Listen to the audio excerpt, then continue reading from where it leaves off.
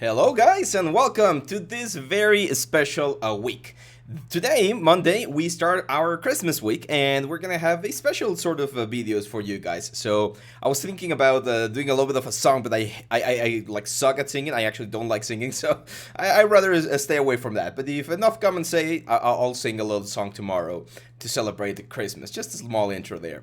So, what are we gonna do in this Christmas week? Well, it's gonna be a small giveaway, and this giveaway it's gonna be a simple giveaway. Don't worry, that's not like a competition where only one person's gonna win. Everyone wins. Everyone is gonna receive this elements that we're gonna be working with. And what we're going to do is the following. Today, we're going to have a Maya special class. I'm going to show you how to make it, but I'm also going to be giving this scene away for everyone to use if they need to. We're going to have ZBrush tomorrow, and then Substance Painter on Wednesday, Marmoset on Thursday, and then for Friday, let me know in the comments which other software you might want to see. We could ask maybe if Alejandro is available, he could help us with some Blender stuff, or if not, we can do another Maya, ZBrush, any of the other softwares that I normally use. So today, I want to give you guys and I want to show you how to do a small scene for product presentation. One of the main things that I mentioned to my students and to you guys when you submit your portfolios is that you need to make sure that you present things in the best possible way, okay? So we're gonna build our own scene, and we're gonna make it a little bit more complex than what we've done before. So normally I would just do like an infinite background, remember, when we create like a plane, and then grab the edge loop back here, move it up, bevel or smooth this out right there, or that corner right there. And yeah, that works, but let's make it a little bit nicer. So what we're gonna do is I actually wanna have like a little bit of a curtain. So I need to have a small like table with a little bit of a wall, and we're gonna have a curtain on top of this element. So let's extrude this thing. There we go. Now, I would say that this table should be slightly big, so I'm gonna make it like 1 meter square. It's gonna be 100 units, so that should be about it. Is that right? Am I using my big grid right here? Yes, okay, I'm using my big grid, so perfect. So this is gonna be like my table, my presentation table. So usually, I mean, if you're doing like a car or something, it will be like way bigger, but you can scale this up. Like all of this thing is gonna be like scalable, so don't worry. Delay history, freeze transformation, center pivot, and what I need to do is I need to create a little bit of we need to create a cloth that's going to be like dripping on top of this whole thing. Now, I don't want, if I were to create like just a single plane right here, and I would do like the simulation, the problem that we would get is that we would get like a lot of things over here, and I don't want that much. So instead, what I'm going to do is I'm going to use this plane. Let's give it a little bit more divisions, like 20 divisions. And I'm going to move it like right about here. Now, a small trick, a friend of mine told me this. You can like use some random cuts on your object. I think we've mentioned this before. I don't remember if we've done these things before, but there we go. So I'm just gonna do a couple of like random cuts, and then we select the object and go mesh smooth, and that will smooth everything so that we don't have any like weird angles or anything. Now we're gonna go into the dynamics tab, so effects.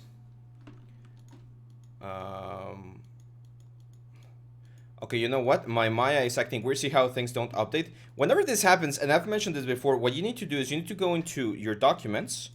So documents, Maya, the version of Maya, and then all of the preferences, or pretty much everything, just delete. However, if you have preferences, in my case, for instance, I have specific shelves and icons and scripts and stuff, you definitely want to save this. So let me show you real quick.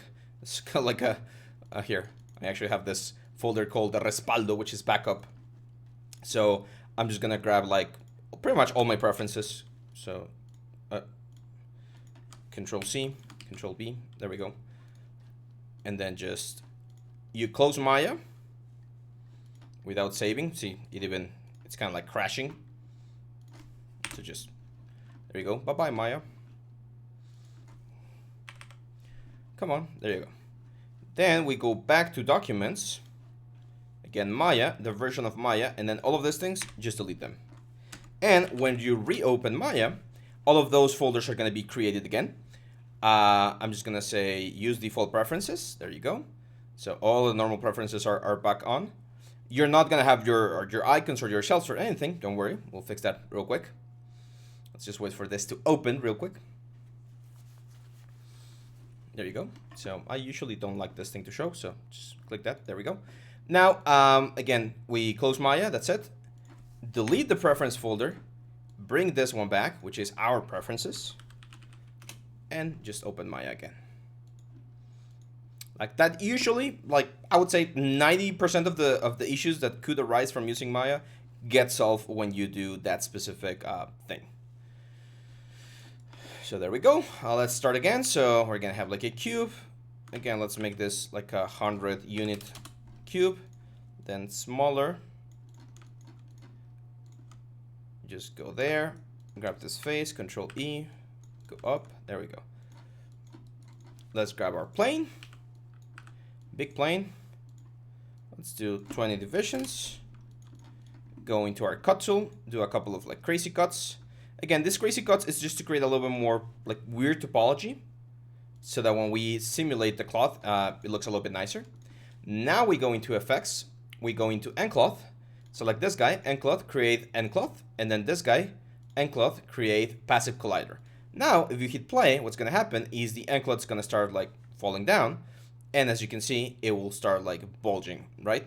Now, of course, we need a lot of elements here, like let's say like 2000 there and there to give the cloth enough time to properly simulate and give us like the wrinkles that we're going or expecting to get. That's okay. It's not bad. See how we get those nice wrinkles. Now the only problem is that this thing right here, the properties, the end rigid properties, we need to increase the friction. So that when the cloth actually like lands on top of that thing, it kind of like holds a little bit more, right? Like imagine like there's like small little hooks on the surface of the object, and it kind of like catches all of these elements. So yeah, that looks good. Let's wait for the simulation to end to properly kind of like settle. And stop.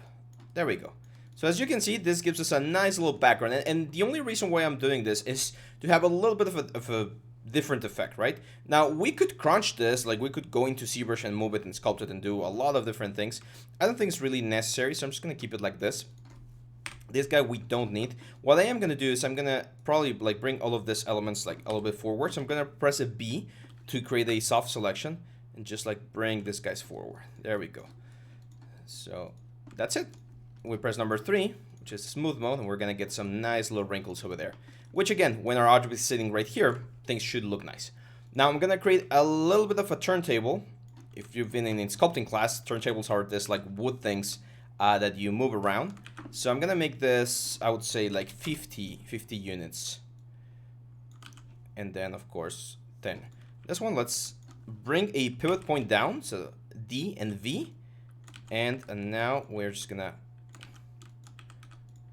oh yeah, I'm gonna control D to duplicate this so that it's a different mesh, because we don't need the dynamic thing anymore.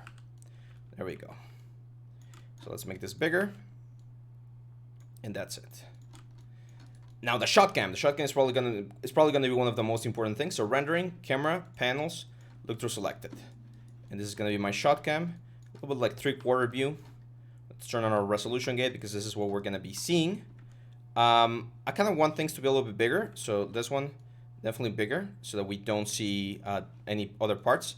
And now this thing's sitting like nicely on top of it. There we go. Perfect. So this we'll rename. We'll call this a cloth geo. This is turntable geo.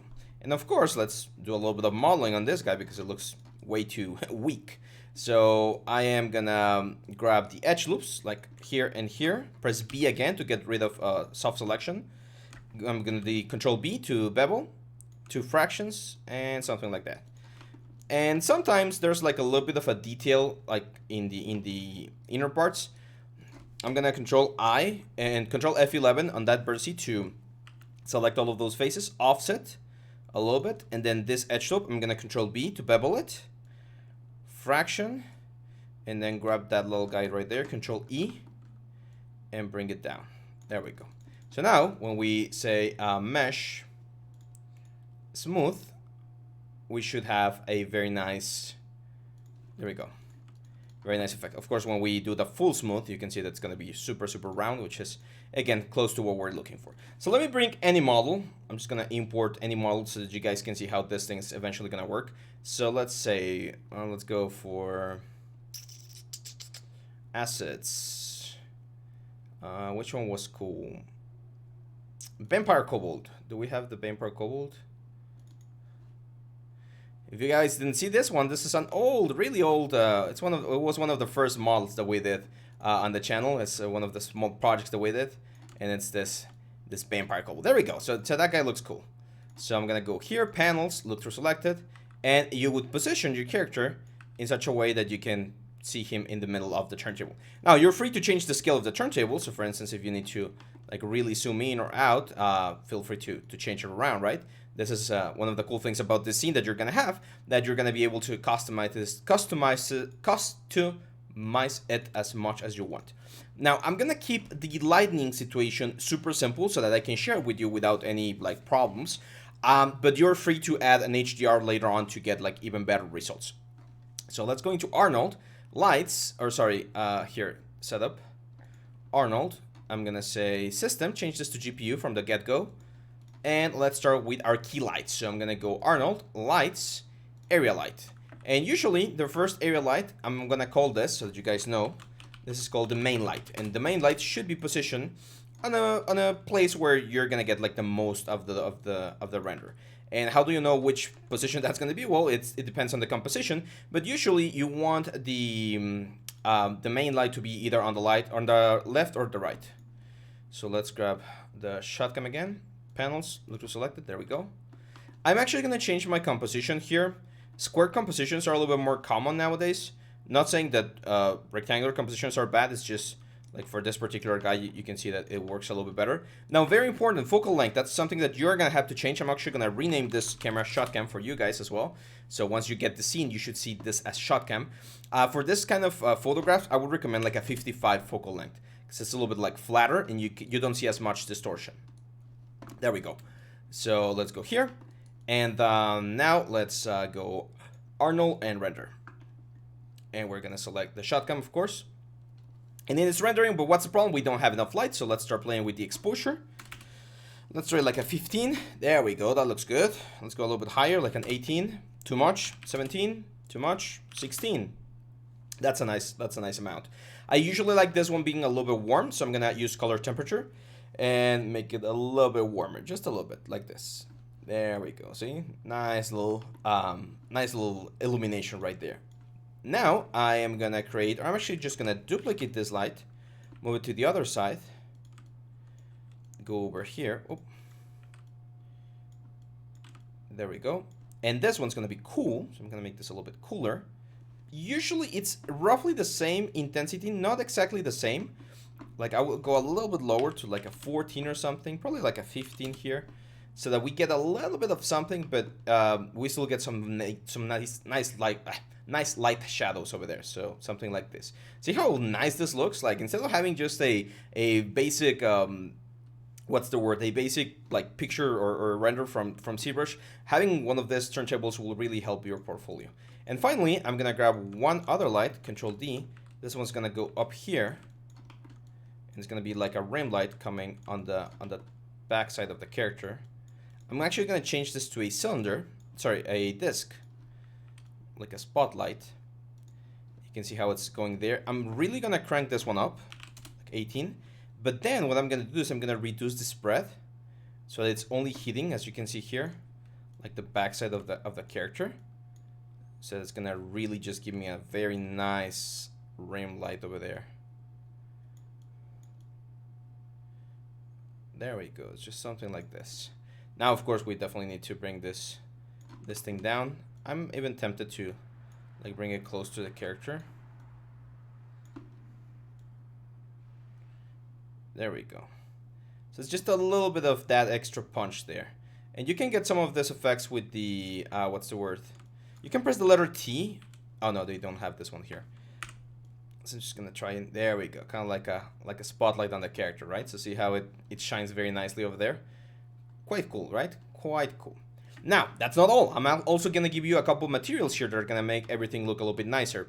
I personally like adding a, like, sort of, I'm gonna call it, well, it's actually not language.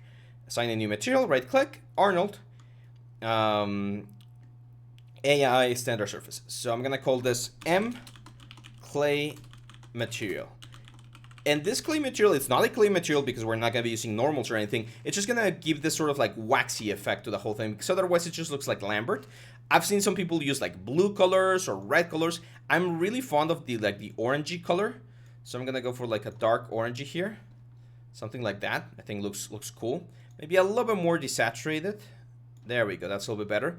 A little bit more rough, so it's not super shiny. Kind of looks like Monster Clay. If you guys ever sculpted with like a traditional clay, there's a brand called Monster Clay, and it sort of has this finish. And if you want to go like the extra mile, then having subsurface scattering might be a really good idea instead. So I'm gonna go subsurface color, and it's gonna be that one right there. And then the radius, we can select like a dark red color right there. And you're gonna see how this looks a little bit more, again, like waxy, like skin. Scale, that's something that you're definitely gonna have to play with depending on the size of your character. So the smaller your character, the smaller the scale has to be. So in this case, like a 0.2, I think is gonna work fine. We're only gonna get a little bit of that effect on like the thinnest parts. Otherwise, you're gonna see the effect pretty much everywhere. But yeah, as you can see, this is not looking bad. It's looking a little bit better. Now, again, this is a little bit of overkill. So if you don't want to use subsurface, don't worry. You can just turn this off and then go back here to the weight and turn it on. And it's just gonna be like a plasticky or waxy material. So whichever one you want, that one's gonna work very nice for you guys. Now, what else? Well, we're gonna grab this base, and we definitely need, I would love to have like a wood texture. You guys know, or hopefully most of you guys know, how to assign a new like wood texture to the object. I'm only gonna be sharing the Maya scene, not the whole like folders and stuff. That's why you're not gonna have all of these elements. But let me show you real quick how would you like assign a new like wood element. So I'm gonna add AI standard surface, and then of course you just connect here on the color. You would connect like a color element, right? So I'm not sure if I have any like wood elements. I think we did some for the lighthouse, right?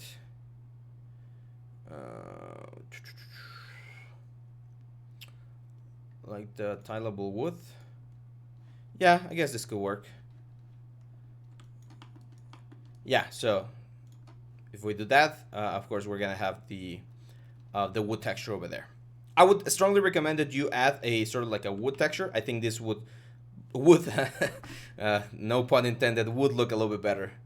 So let me just add like the normal map, and I think that one's gonna work great. I can't like in your scene, once you open this one, and I'll tell you where I'm gonna be sharing this at the end of the video. You will be able to just like download any sort of like wood material and replace it there. So hopefully this is not too difficult for you guys. Tangent space normals, and then here, let's go for that lighthouse, tile level wood, and oh, we don't have, yeah, there we go. So normal GL, there we go, open. So, and remember this one, since it's a normal map, it should be set to raw. And as you can see, that gives us a nice effect on the element, because it breaks up the roughness a little bit. And now, let's tile it just a little bit more. So I'm just gonna say like 3 and 3, and this one's also gonna be 3 and 3. And now you can see there's gonna be like a couple more planks, and that way things are gonna look nicer. So see how nicer this like render looks? No big deal, right? Now, if you wanna be extra fancy, and I know some of you have done this, this is the kind of thing that a lot of people add to their renders just to make them look a little bit more professional, even though you really don't need it, but it looks so fancy. It's the little 3 spheres, right? So the sphere, the first sphere, we're gonna call this chrome sphere. Right click, assign new material. Right click, assign a new material. It's gonna be an Arnold AI standard surface. We're gonna call this M chrome, and we just bring the metalness all the way up and the roughness all the way down. So now we have a chrome sphere right there to show the environment. And then this one right here, the sphere is gonna be called M, or white sphere. White sphere, there we go. Right click, assign new material, Arnold, AI standard surface. And this one, we have no specularity. It's just a matte sphere, so no specularity. And we leave, or actually, no, I think you can have, like, you can keep the specularity. Just have, like, a relatively high roughness. And this one should be perfectly white, like, total white. Why? Because that's when we're going to see whether or not things are being burnt. And then finally this one, assign new material, Arnold, a standard surface. This is going to be M gray. And this is supposed to be 50% gray, so 0.5. There we go. Same thing here. Roughness should be up so that we don't see any sort of elements. And again, these spheres, people like to place them like on different like positions here inside of the world. Let's call this gray sphere. There we go. So you can just like move them around and have them wherever you want. These are just for reference. Okay. Now, usually, because we do turntables, I mean, this kind of looks like a turntable. Usually, turntables last about 5 seconds. So 5 seconds is 120 frames. So I'm going to go 120 frames. And what I'm going to do here is I'm going to create a new group, Control G, and I'm going to call this turntable animation. Okay. Now, everything, any single thing that I want to turn around, I'm just going to parent it to that element, to that group. So I'm just going to hit P. So anything that's inside the turntable animation will move around this turntable. And I'm just going to animate real quick. I'm going to press S in frame number 1. I'm going to go frame 120 and rotate this 360 degrees so that we go all the way back to the beginning. And very important, I'm going to select this group and go into Windows, Animation Editors, Graph Editor, and I'm going to change this from, from spline to linear. This is in case you want to have like several turns. Otherwise, it's going to slow in and slow out, and this is going to be more like a constant rotation. If you want to keep it spline, that's fine. It looks very nice. However, if you want to do like, again, repetition, then usually this is what you're going to change. I'm going to keep it in spline for now, or that's fine. Let's keep it linear. And now, if I were to go here and say panels, look to selected, and I hit play, what's going to happen is we're going to have this guy rotating around the whole thing. Now there's a little bit of overlap there, so I would be inclined to probably like move these things all the way up here so that the tail does not clip on the elements. But that's it, guys. Like, as you can see, this is a very like basic, let's just rename things. Chrome sphere. This is main light, this is field light, and this is rim light. So all of the elements are here, named for you guys and ready to be used. So if you ever need to present something and you don't have time, use this small gift from our part to create a very, very cool render. Let's take a look here. Just let's render this real quick. Give me just 1 second here. There we go. So boom, there we go. So and as you can see, if we move this thing around and we render, you're gonna see like the result from every single angle. So if you guys are not aware how to render a full sequence, remember you have to go to this little eye right here, render sequence, hit this little box option and make sure, again, render sequence, little box option, and make sure, oh my God, render sequence, box option, thank you, Maya, and we hit shot cam. Make sure that it's shot cam, render sequence and close, and what's going to happen is as long as in the setup you have everything set up from frame 1 to 120, you're going to get the full render. In this case I don't. I just have frame 1, but this is how you would render. So this is it, guys. First gift of the week. Again, this is going to be available now. Where this is going to be available, right? That's the big question. Let me show you real quick. So I created a folder a couple of months ago for you guys. Give me just 1 second to bring it up. There we go. So it's this one right here. It's called the Nexttut assets folder. You probably saw it on the Diwali lamp and on the Majora's Mask render. If you haven't seen that one, it's going to be on this link right here, but the scene's going to be right here. I'm actually going to create a new little folder here called Christmas gifts. So every single day we're going to have a new Christmas gift. Today it's this render setup scene that I wanted to share with you. So for all of you that are still learning and want to present some of your first, maybe you're just beginning to model inside of Maya and you did like the barrel or like the chessboard that we have on our Maya Intro to Maya course, and you want to present it in a nice way, just download the scene, load the materials that you need, and you're gonna be good to go. So that's it, guys. We start this week, this very special week for all of us, or hopefully, well, I'm not sure if everyone celebrates Christmas. We do over here, so it is a very special week for me. And yeah, leave it the comments. Make sure to let us know what you think, and I'll see you guys tomorrow. Bye bye.